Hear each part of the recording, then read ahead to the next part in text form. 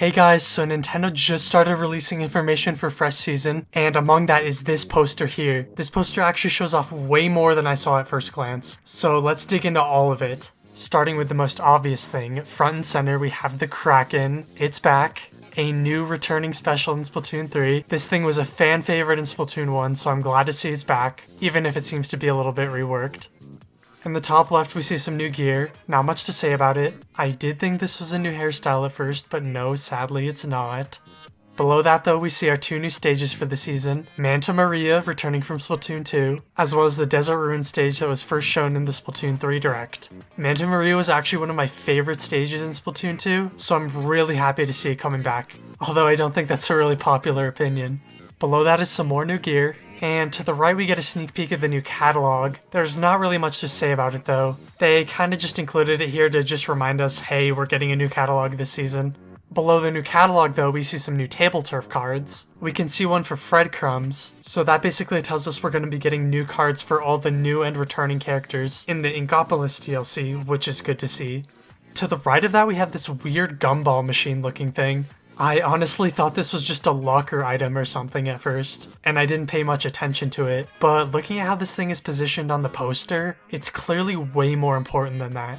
My next thought was that it was some kind of new gacha machine like the Shellout machine, but after really thinking about it, I'm pretty sure this is another new special weapon. Maybe I'm wrong about that, but with how it's positioned right next to the Kraken, it's the only thing that really fits for me. Or maybe it could also be a new sub-weapon too. This is definitely the thing that I'm the least clear on in this poster, so be sure to let me know what you think about it.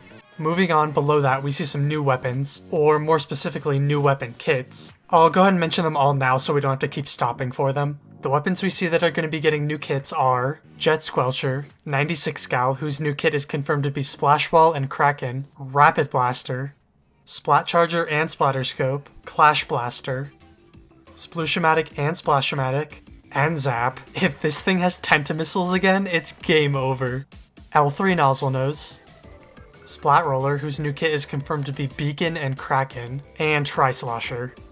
Overall, I'd say this is an okay selection of weapons for new kits. I do think there are a few too many shooters in here, like, do N-Zap, Sploosh, and Splash really all need to get new kits at the same time? I was also really hoping for some new Stringer or Splatana kits, but it looks like we're going to have to wait a while longer for that. Anyways, moving back a little, we have this really suspicious image here, and correct me if I'm wrong, but that's totally a new King Salmonid.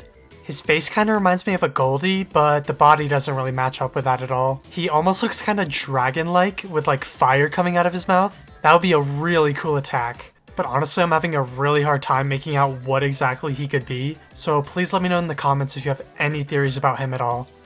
We also have this medal off to the side with the Salmonid logo on it. This definitely feels like it's teasing something separate from the King Salmonid. Probably some new achievement or stat tracking mechanic. There's no way anything like that could be a bad thing, so I totally welcome it, whatever it is.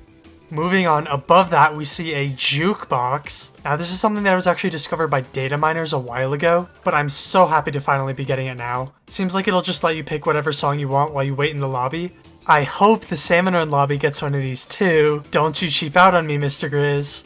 But what I'm really excited for with this is that hopefully it means all the songs in the OST that don't have an official name will finally get one. Mainly the ones from single player. It bothers me so much that they don't have official names, but it seems like this is their big chance. And that's everything in the poster. Maybe this Inkling language on the top and bottom translates to something important, but I am not the guy to ask about that.